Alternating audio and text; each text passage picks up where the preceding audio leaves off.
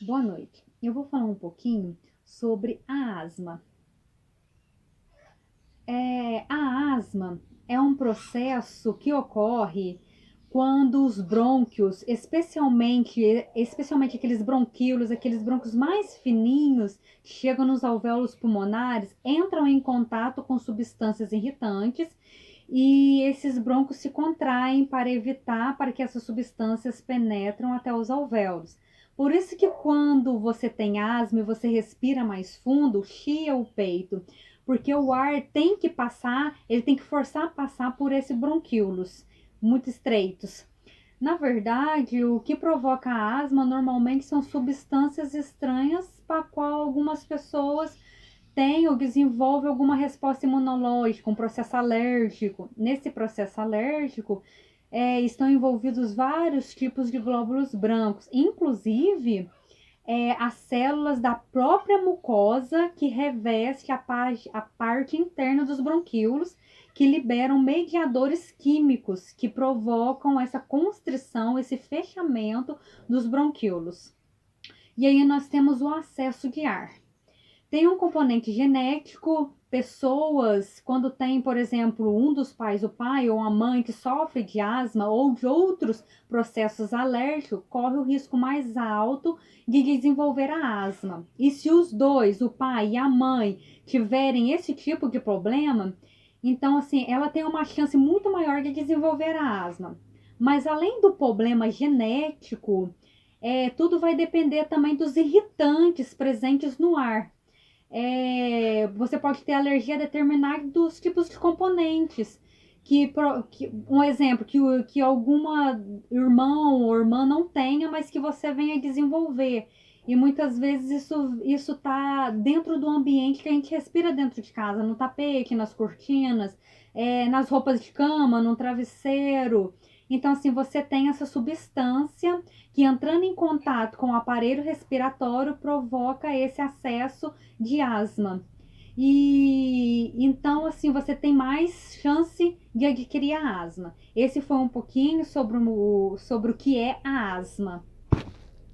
A asma é causada por hipersensibilidade dos brônquios na maioria das vezes, de causa hereditária. Por um lado, de cerca de um terço dos asmáticos possuem familiares, tipo pais, avós, irmãos, filhos, com asma ou com outra doença alérgica. É por isso, em alguns lados, fatores ambientais, como a alertação climática, tipo o clima, poeira, o pólen, mofo, pelo de animais, fumaça, cheiro forte, gripe e resfriado. Em ingestação pode atuar como recepção ou agravante da enfermidade. Sobre os remédios para tratar a asma. Os medicamentos usados para o tratamento da asma vão depender de diversos fatores, como a idade, sintomas apresentados e frequência com que surge, história de saúde, gravidade da doença e intensidade das crises. Além disso, existem medicamentos que são usados diariamente para controlar a doença e evitar as crises, melhorando a qualidade de vida, enquanto outros são indicados apenas em situações agudas para alívio imediato das crises. Irei falar sobre os remédios para controlar a asma a longo prazo e prevenir crises devendo ser tomados diariamente. Broncodilatadores inalatórios de ação longa. Os broncodilatadores são remédios que dilatam os brônquios dos pulmões, facilitando a entrada de ar. Para o tratamento a longo prazo, aqueles que são indicados são os broncodilatadores de ação longa, que exercem efeitos por cerca de 12 horas. Alguns exemplos de broncodilatadores inalatórios de ação longa são o salmeterol e o formoterol, que devem ser usados em associação a um corticoide. Esses remédios não devem ser usados durante uma crise de asma. Corticoides inalatórios. Os corticoides têm uma ação anti-inflamatória que reduz a inflamação crônica presente nos pulmões do asmático. Estes devem ser usados diariamente para o controle da asma e prevenção das crises asmáticas. Alguns exemplos de corticoide inalatória são beclometasona, fluticasona, budesonida da crise asmáticas. Alguns exemplos de corticoide inalatória são beclometasona, fluticasona, budesonida e mometasona, que devem ser associados a um broncodilatador inalatório como os supras referidos. Geralmente, o médico indica o uso de um remédio inalatório conhecido popularmente como bombinha da asma, que contém um broncodilatador e um corticoide inalatório, o que facilita o tratamento e o controle da doença. Bloqueadores do leucotrienos. Em alguns casos, o médico também pode receitar um bloqueador dos leucotrienos, que agem impedindo o estreitamento e inchaço das vias respiratórias dos pulmões causados pelos leucotrienos. Alguns exemplos desses remédios são o montelukast e o zafirlukast, que devem ser administrados em forma de comprimidos ou comprimidos mastigáveis. Xantinas. A teofilina é uma xantina com ação broncodilatadora que, embora hoje em dia não seja muito usada, também pode ser indicada para o tratamento de manutenção da asma, já que contribui para o relaxamento dos músculos das vias respiratórias. Remédios para tratar crise de asmas. Os remédios indicados para tratar as crises de asmas apenas devem ser usados no momento em que surge a crise ou antes de fazer esforço que implique aumento da frequência respiratória, caso assim o médico recomende.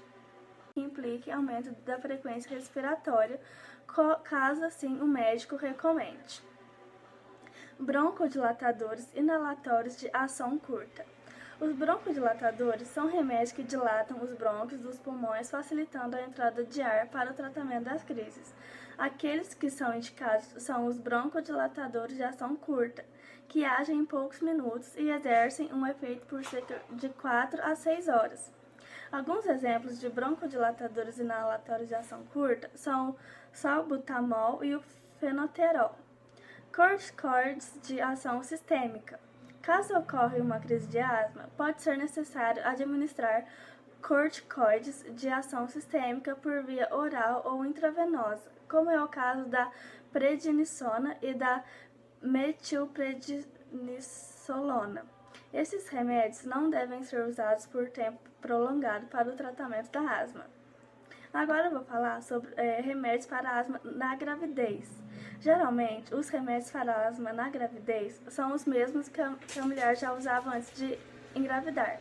Porém, antes de continuar o tratamento, a mulher deve falar com o médico, já que há medicamentos que podem ser mais seguros na gravidez. O uso excessivo de remédios deve ser evitado durante a gravidez e, por isso, é recomendado evitar fatores que exacerbem a doença e aumentam o risco da ocorrência de crises como contato com pólen, poeira, cães e gatos, perfumes e aromas intensos. Pessoal, vou falar sobre os tratamentos de pessoas asmáticas. Bom, primeiramente todo mundo sabe que a pessoa asmática, ela precisa de um médico e medicações, né? E outras coisas mais, que vou falar aqui. Bom, pessoal, vamos por etapas. O médico tem que ser um profissional da área, um pneumologista, tá? E ele vai avaliar o paciente e vai conversar, lógico, né? E ver a situação que ele se encontra e vai prescrever a medicação, tá? Tem pessoas que gostam, né, de se tratar e tem aquelas que são desleixadas, né, gente? Então, é assim. Vamos falar das pessoas que gostam de ser bem tratadas. São aquelas que usam a medicação certa, na hora certa, né? E que faz tudo que o médico pede, né? E outras coisas mais, né? E tem aquelas deixadas, né? Que só vai no momento realmente que tá criterioso, que não tá em condições mesmo, né? Mas é certo deixar? Não, né? Porque a asma não tendo cura, ela tem que ser uma coisa continuada, né? Um processo continuado, tá bom? Então, é de suma importância que nós fazemos o tratamento corretamente, tá? Para essas pessoas que não gostam, que chegam ao extremo, o processo da medicação, ela é mais assim, como que eu vou dizer?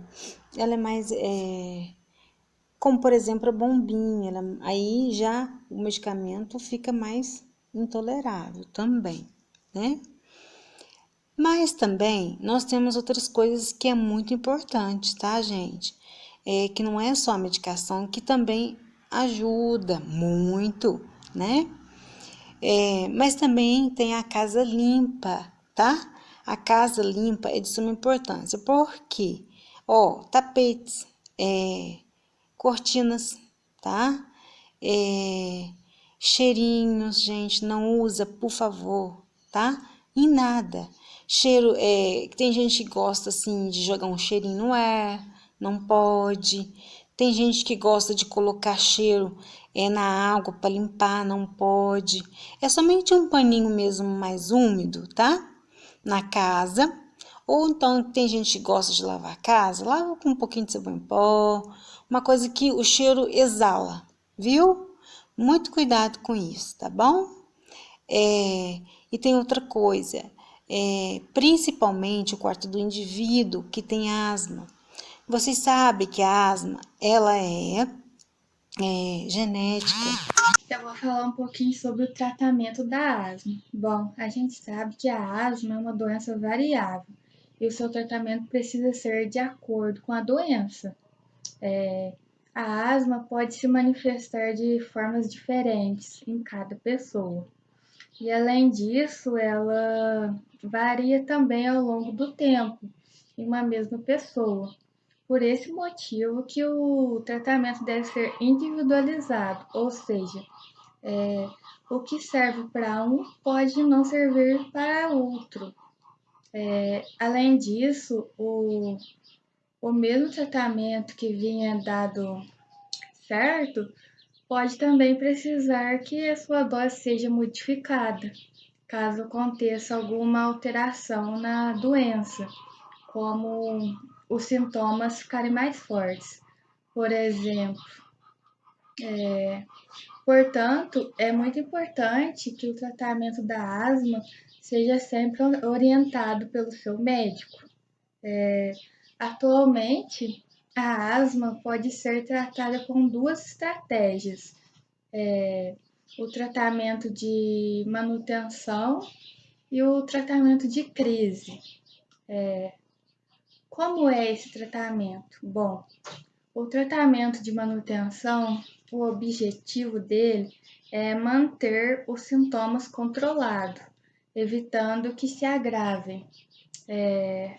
Para isso, a pessoa toma uma medicação chamada controladora, que geralmente são os anti-inflamatórios, que servem para prevenir o aparecimento dos sintomas e evitar as crises de asmas.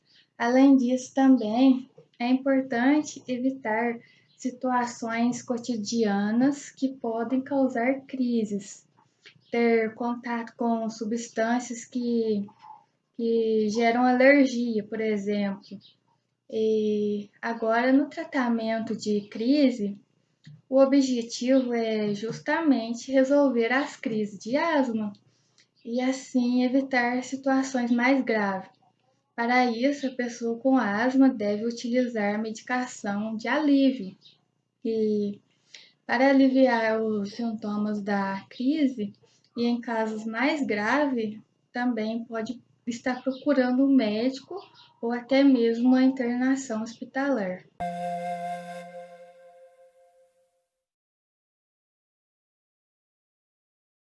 Neste vídeo, você vai aprender a administrar os primeiros socorros em uma vítima de ataque de asma. Faça a vítima se sentar, inclinando-se para a frente, com os braços apoiados sobre uma mesa, pois isso irá facilitar a sua respiração. Ou ajude-a a colocar-se em outra posição que auxilie a sua respiração. Tranquilize a vítima. Ajude a vítima a tomar seu medicamento para asma Se não houver melhora imediata ou se o ataque piorar, chame os serviços de emergência imediatamente. Tome as medidas adequadas de acordo com o estado da vítima. Se ela perder consciência, mas ainda estiver respirando, coloque-a na posição lateral de segurança e chame os serviços de emergência. Cubra a vítima e monitore-a. Se ela parar de respirar e não houver desfibrilador disponível, ligue ou faça alguém chamar os serviços de emergência e comece a ressuscitação cardiopulmonar, alternando 30 compressões torácicas com 2 ventilações. Se você não souber fazer a respiração boca a boca, faça apenas as compressões, mantendo um ritmo de 2 por segundo.